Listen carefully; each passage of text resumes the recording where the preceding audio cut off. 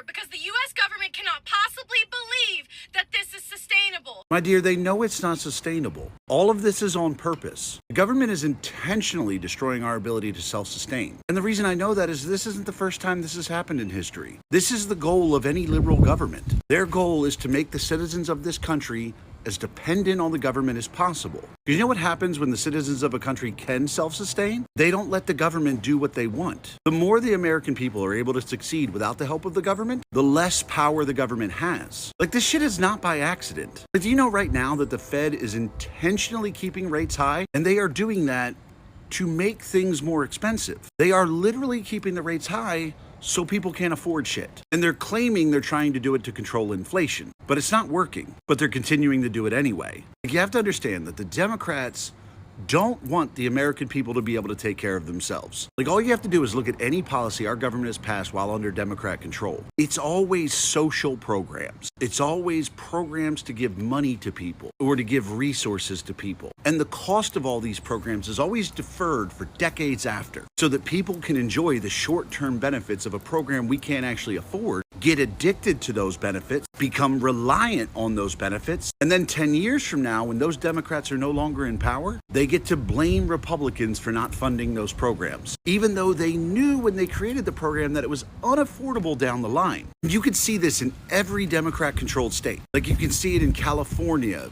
in New York, in New Jersey. They create tons of unsustainable programs that give short-term things to the citizens, and they leave the consequences of that to be dealt with by people who are elected 10 years later, all with the goal of making people as reliant on the government as possible. Did you ever wonder why the groups that are given the most aid in this country are the least successful? Like, think about that for a second. Like, let's compare three groups. Let's say African Americans, Asian Americans, and Indian Americans. Now, there are 1,000,001 programs out there to help African Americans. There are no programs to help Asian and Indian Americans. But the two wealthiest groups in this country are Indian Americans and Asian Americans. And they're successful because they never became reliant on the government for anything, because the government never gave them anything. The Democrats never offered them free shit, so they never had to risk taking the free shit and becoming reliant on the free shit. That's not true of African Americans, though. And the Democrats are doing everything they can to hold black people back, because they recognize that the poorer they can make people, the more those people are reliant on the government, and the more likely they are to vote for Democrats. I know it's super fucking frustrating, but